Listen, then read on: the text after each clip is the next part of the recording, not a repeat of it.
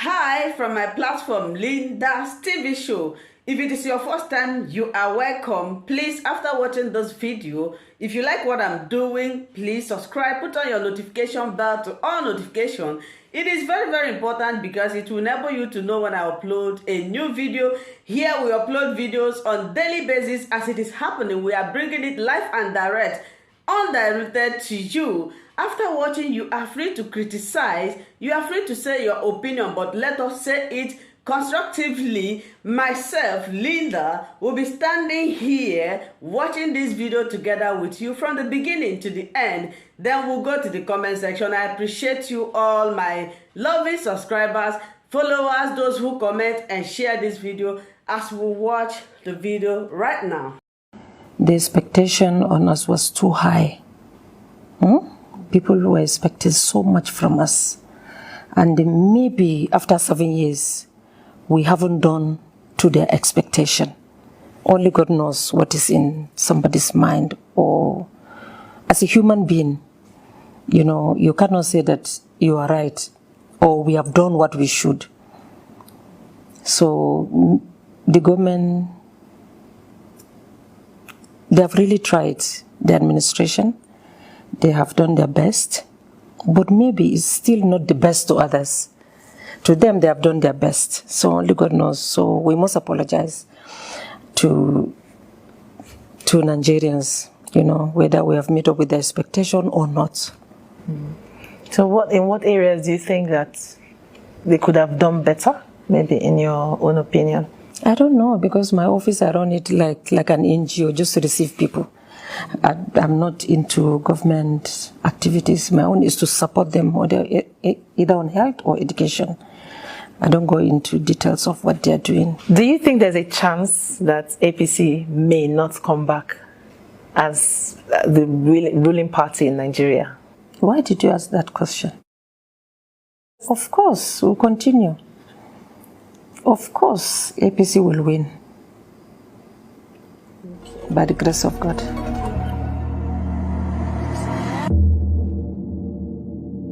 I was born and brought up in Yola, Adamawa State now. I was born in 1971. Attended primary school in Yola, secondary school in Yola, and then I went to University of Maiduguri. I worked for maybe 10 months, then joined the university as a student, and then suddenly I got married. And getting married did not stop me from furthering my education. So I continued with my education. And I first of all went for NCE. I studied social studies. I was thinking that social study will be the easiest course because I was having children at the same time. So it happens to be like, it's so wide, vast, and you know, quite much. But thank God I finished the NCE, and then much later, the federal government opened what is called distance learning, and I joined Ambrose Ali University, Kaduna campus, where I obtained a degree in public administration. Originally, we have started with political science. The lack of enough lecturers, they decided to divert us to public administration, which is equally vast and broad, you know.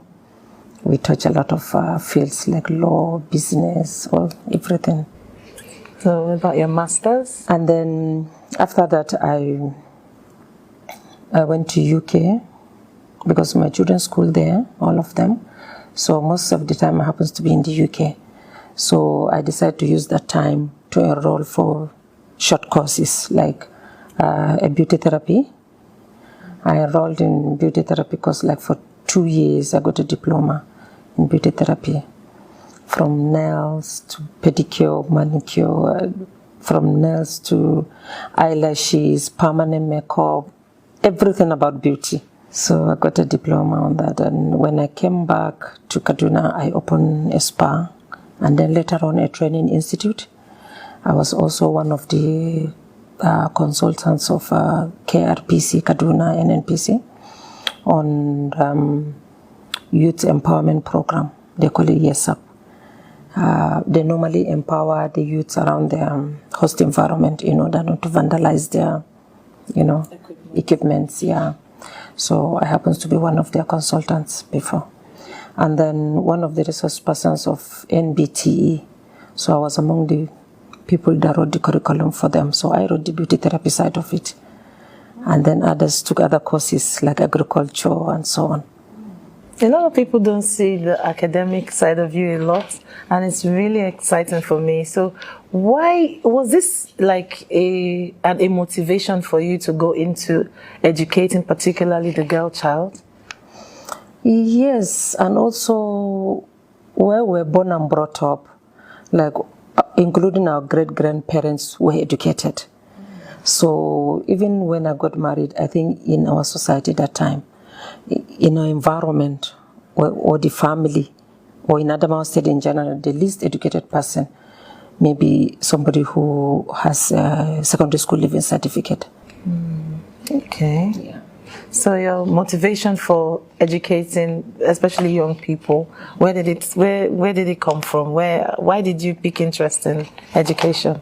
Yeah, because we found it very important, and we're also the beneficiaries of girl child education. We benefited a lot from it on how to run our lives, our marriages, and everything. You spoke about managing, raising children and also going to school at the same time. A lot of people find that very difficult to do. How did you manage? Yeah, that's why most of the time I went for part-time schooling. And that one gives me time to take care of the home front and also continue with my education. Yes, and after opening the spa and the beauty institute, I also, when India started enrolling civilians, were the second set that got enrolled. So I obtained a master's degree on international affairs and strategic studies in the Nigerian Defense Academy. And then later on, I enrolled on online courses like codependency and so on. But suddenly we have started campaigning for 2014, 2015 elections, and that was made me stop a lot of, stopped me from, continuing with a lot of activities of mine. So does it look like when you leave, Asovila, perhaps you may go back? I think for now, I need rest, I need peace. I'm not talking about anything now apart from, having peace, having time with my children and grandchildren. I mean, when you assumed you became the wife of the president, did it take away your motherly duties, your as a grandmother, a mother, as a wife? Did you have time to perform your duties and also do the official duties that you had to do? Yeah. It never stopped me from performing my duty as a mother or as a grandmother. Sometimes before going into a conference or meeting, the grandchildren will be calling me, "Mom, you didn't do this for me. Ma, you didn't." I say, "Okay, I'm coming. Like when I get there, I compose myself and become serious, like a first lady. So I play a double role at the same time. Like in this office, I have my children and grandchildren, we're laughing, joking, and then suddenly I move to another, office and then be serious and be the first lady of Nigeria. And how did they adjust to grandma is first lady, don't do this in public, how did they adjust? Don't forget that I've married to a former president for 25 years before becoming the first lady of Nigeria. So already we have that culture of behaving ourselves, all of us, including the grandchildren. They know where to do this or when to do certain things. And sometimes I may have a visitor, talking to the visitor, the grandchild just coming, "Excuse me, grandma, I said, "Not now, later." Okay, I'm sorry. So with the family, sometimes, women as women, we like to cook for our families. Did you have time as a first lady to, do that cooking for the family and as you used to? Yeah, I do. I do cook, not even to my family, not to my husband, even to outsiders. I cook for them, like the elderly, people that are sick. I cook for them. And that also brings me to a lot of charitable and philanthropic works that you did were almost, we didn't see a lot of them. Can you take us through some of them? Charitable activities is like part of me. And then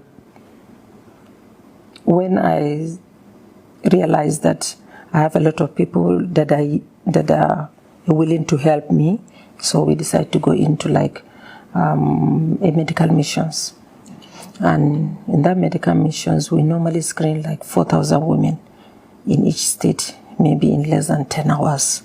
We screen them from different ailments, including cancer, like those that are living with HPV.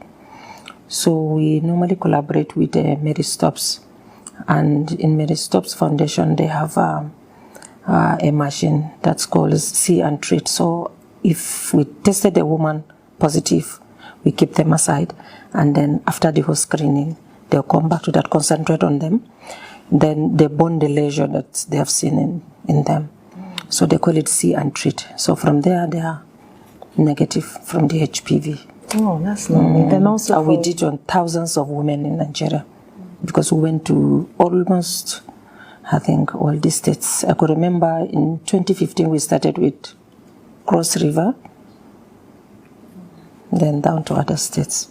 What was the motivation? Why did you look at these medical education? Those are like fundamental things. So yeah, I came from the Northeast, where we look at having education is a mandatory, like it's a must.